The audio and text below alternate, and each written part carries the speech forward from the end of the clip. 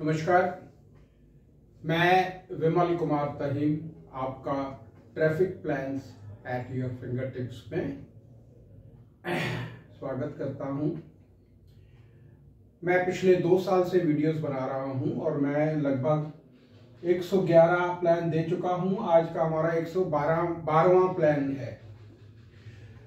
तो मेरे मन में आया कि मैं अपना छोटा सा इंट्रोडक्शन दे दूं आपको।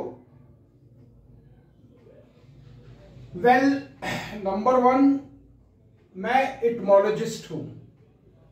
इटमोलॉजिस्ट कौन होता है?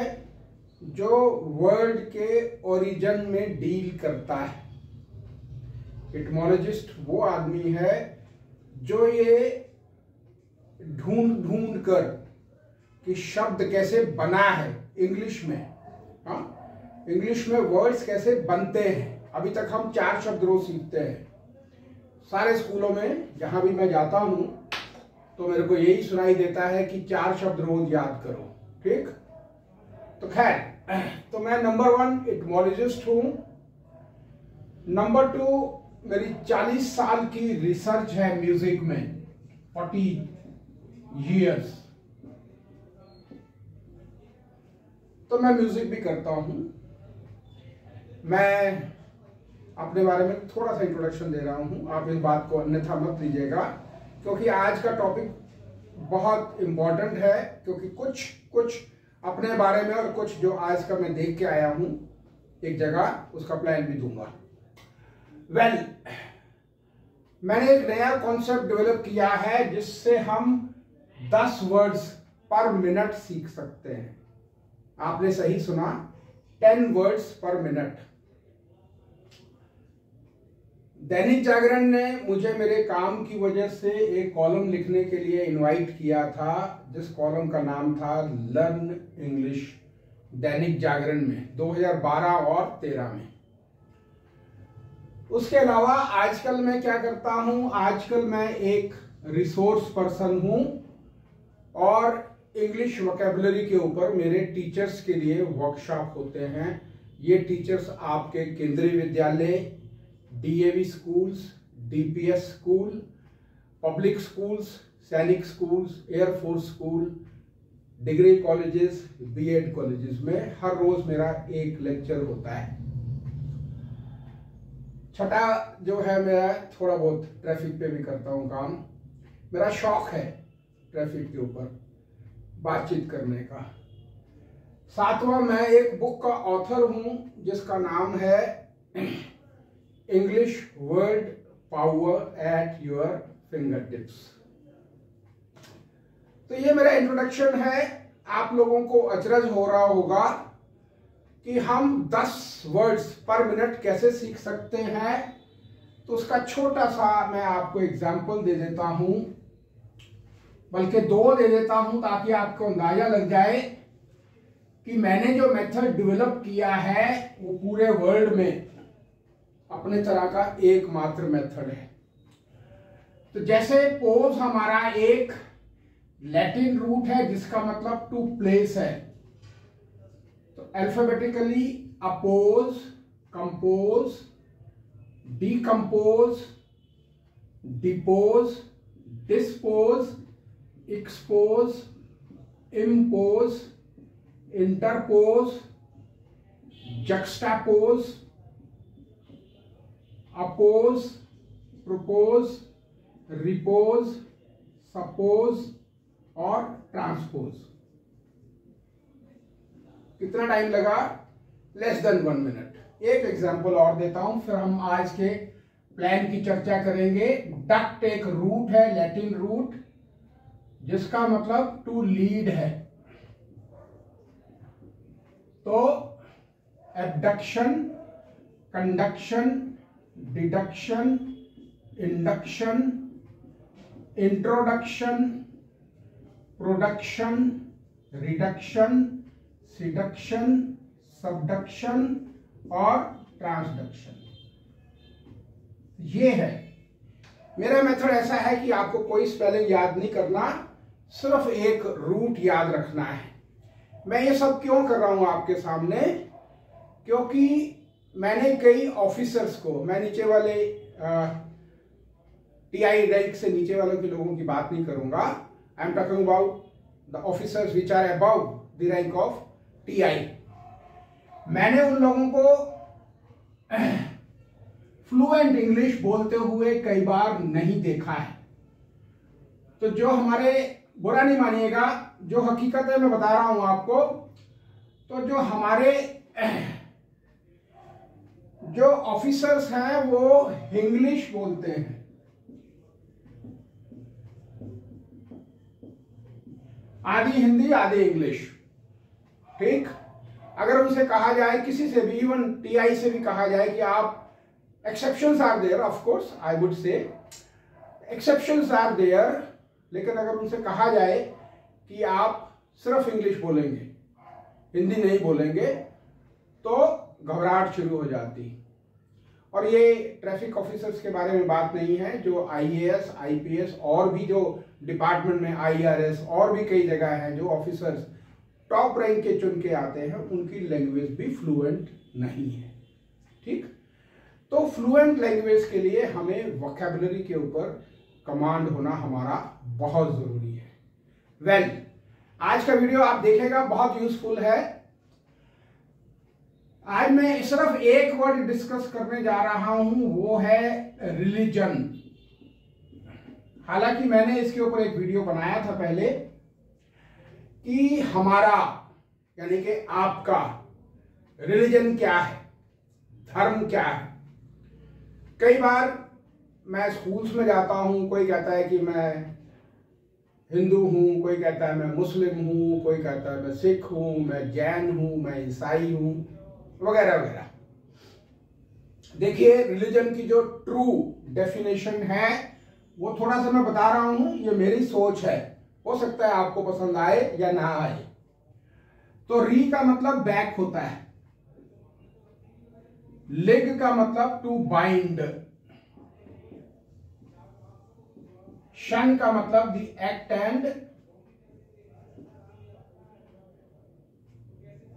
Act and state of. अब देखिए, थोड़ा सा बताने की कोशिश करता हूं। सपोज TI साहब हैं हमारे, कोई भी, वो सुबह अगर उनकी ड्यूटी 8 बजे से लेकर, हम कांस्टेबल का ले लेते हैं, फिर उसमें ACP की बात करता हूं, या अबव जो हमारे ऑफिसर्स हैं। सपोज ये कांस्टेबल की ड्यूटी सुबह 8 बजे से लेकर 2 बजे या 3 बजे तक है, तो लगभग 7 घंटे की ड्यूटी सबकी होती है। जहां तक मुझे थोड़ा सा ध्यान है, 1-2 घंटे की ड्यूटी नहीं होती, 7 से 8 घंटे की ड्यूटी होती है। ड्यूटी पर आने से पहले 1 घंटा और जाने के बाद 1 घंटा उनका तैयार होने में या घर जाके रिलैक्स होने में लग जाता है। तो यानी कि 8 और 2 10 घंटे हमारे इसमें निकल गए, 8 घंटे हमारे सोने में, 18 और 6 घंटे में हम खाना पीना हो गया या कुछ एंटरटेनमेंट या कुछ भी आप करते हैं। तो हम सबसे ज्यादा किस चीज से बंध के रहते हैं, वो है 10 घंटे, यानी कि ट्रैफिक। अब मैं थोड़ा सा ACP ऑनवर्ड बात करना चाहूंगा। ACP साहब को अगर सुबह ऑफिस पहुंचना है 9:30 बजे, तो वो 8:30 बजे घर से चलेंगे। 8:30 बजे घर से चलने से लिए उनको कम से कम 7:30 बजे शुरू करना पड़ेगा, अपने आप को प्रिपेयर करना, ब्रेकफास्ट वगैरह करना, एक मान के चलिए। तो 7:30 टू अप्रॉक्सीमेटली मैं लगा रहा हूं 5 o'clock घर आएंगे, आप आराम भी करेंगे, तो इसको 6:30 मान के चलिए। और ऑफिसर्स के साथ एक ये और एक चीज है कि उनको अगर ऑल ऑफ ए सडन कहीं हायर अथॉरिटीज ने बुला लिया तो उनको वहां जाना पड़ता है। तो 8, 9, 10, 11, 12, 1, 2, 3, 4, 5, 6, वही 10 घंटे हो गए। और 1 घंटा घर जाके आराम करना और 1 घंटा सुबह चलने से पहले तैयार होने में लग जाता है। यानी कि सबसे ज्यादा हम किस चीज से बंध के रहते हैं, वो हमारा रिलीजन है। तो मेरा भी ट्रैफिक रिलीजन है, मेरा म्यूजिक भी रिलीजन है, मेरा इंग्लिश भी रिलीजन है, क्योंकि मैं इन चीजों से बंध कर रहता हूं रोज। ठीक। तो हमारा पहला रिलीजन ट्रैफिक है, उसके बाद हम हिंदू, मुसलमान, सिख या ईसाई हैं। और ये अकॉर्डिंग टू जो इंग्लिश की लैंग्वेज है, इटमोलॉजिस्ट होने के नाते जो मैं समझता हूं वो मैंने लैंग्वेज दी है। एक वकील का जो रिलीजन है एडवोकेसी है, एक दुकानदार का रिलीजन वो सुबह 7 बजे से लेकर रात को 10 बजे तक बैठता है तो उसका दुकानदारी है। तो जो जिस प्रोफेशन में है पहला रिलीजन वो है, इसलिए हम कहते हैं वर्क इज वर्शिप, इसीलिए ये कहा जाता है। ठीक। तो मेरा एक प्रयास था कि मैं सबसे रिक्वेस्ट करूं, चाहे वो ट्रैफिक के कांस्टेबल हों या टॉप मोस्ट अथॉरिटी हों, कि हमें इस बात का ध्यान रखना है कि जब तक हम ट्रैफिक डिपार्टमेंट में हैं हमारा पहला रिलीजन ट्रैफिक है। ठीक। चलिए आज की मैं बात करता हूं प्लान की। आज बाई चांस मुझे सोनीपत जाना पड़ा किसी लेक्चर के सिलसिले में। तो सोनीपत जाने के लिए आपको ऑफ कोर्स मुकरबा चौक से गुजरना पड़ता है। तो ये हमारा रोहनी से आ रहा है, ये यहां से फ्लाईओवर शुरू हो जाता है और यहां पर ट्रैफिक लेफ्ट को मुड़ता है और मुड़ने के बाद आप देखेंगे ये ट्रैफिक इस तरह से जाता है, ये हमारा जीटी रोड आ जाता है।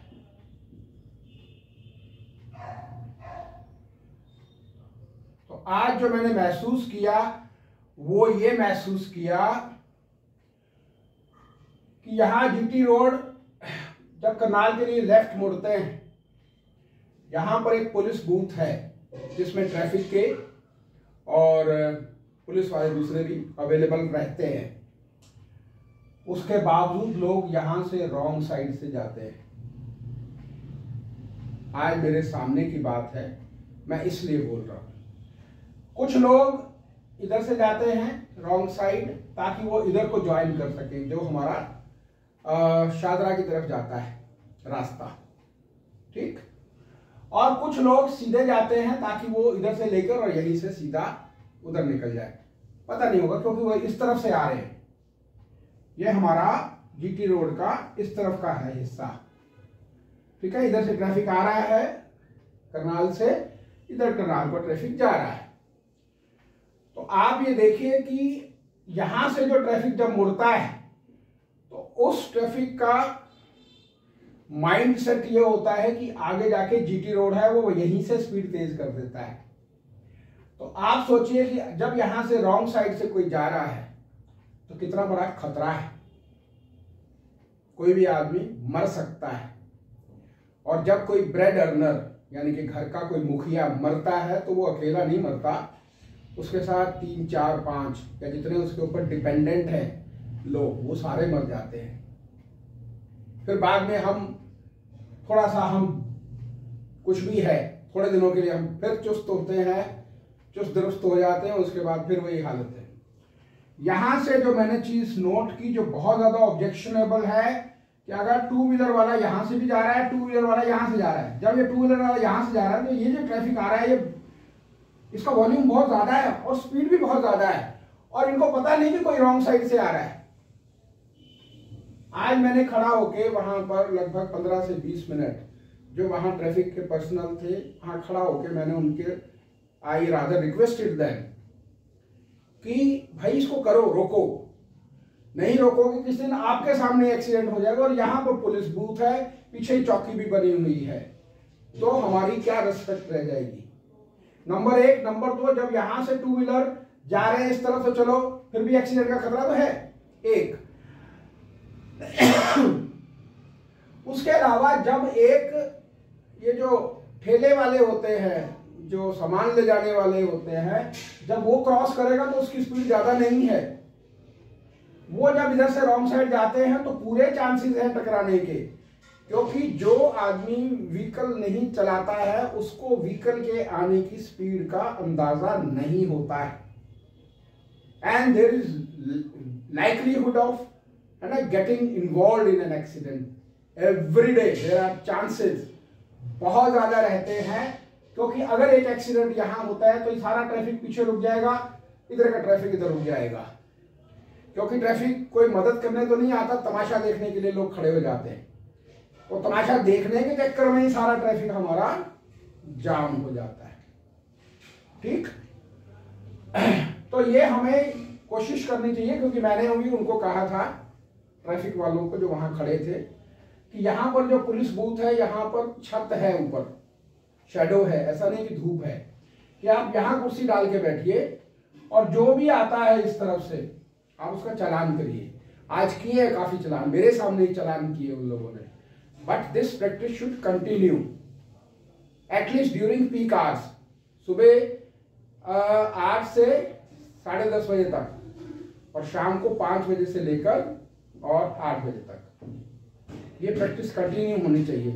वैसे तो अगर, क्योंकि ट्रैफिक वालों की जो ड्यूटी है 2 घंटे की नहीं है, कम से कम 5, 6, 7, 8 घंटे की ड्यूटी है, तो यहाँ पर रोक सकते हैं। उन्होंने रोका भी है आज, जब मैं वहां खड़ा हूँ मैंने खुद रुकवाया है, उनकी हेल्प से ट्रैफिक को मुड़ने के लिए मजबूर किया है।